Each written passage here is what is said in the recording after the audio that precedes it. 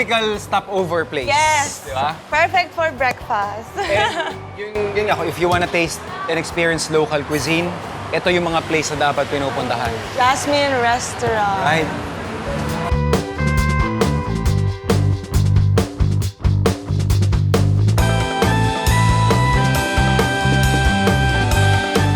Guys, una ko natikman ang duck dito. Ang kambing naman ang next. Let's go, chef!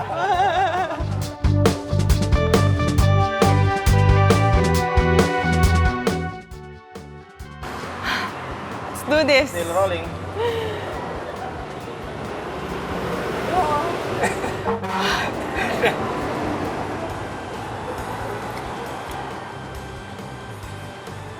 Mmm!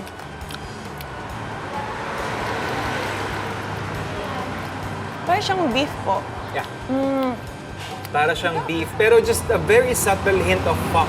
Mmm. Diba yung Meron parang, siyang aftertaste na...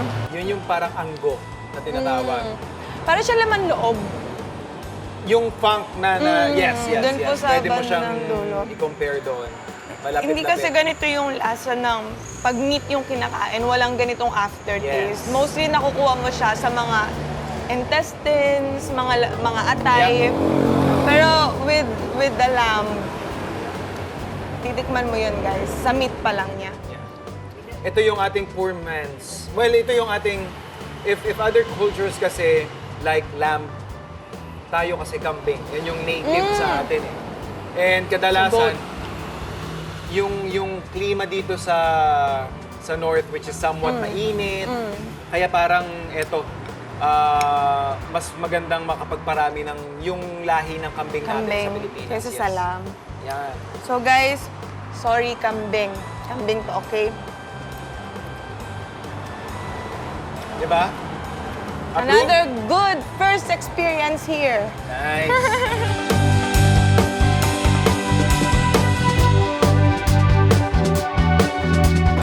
Tapos, since natikman mo na yan, tikman mo naman yung ito kasi... Caldereta.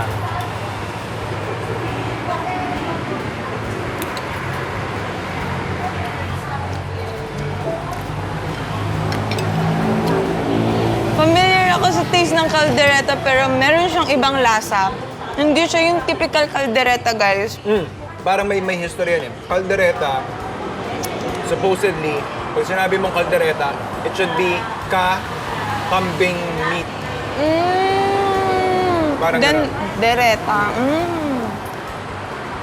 So dapat ito yung parang Original recipe. yeah. Wow.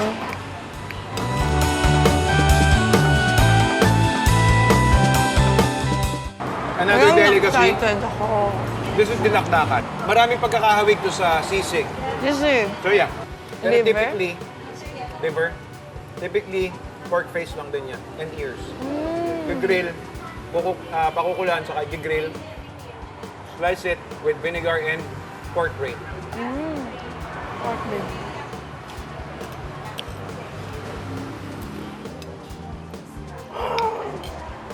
Manghang.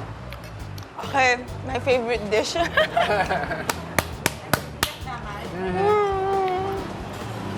Wow! Sarap. Ilocano cuisine is not as popular as other, like Kapampangan, Ilonggo. Kasi yung flavors namin talagang, It's not for everyone. kwan siya eh, parang kailangan mo masanay. I mean, lalo-lalo na pag in-order mo lang siya nang wala nag-explain sa'yo ng ganito, you might be off doon sa flavors, but kailangan siya ng presentation, kailangan Yes. may setting of expectations. Yeah.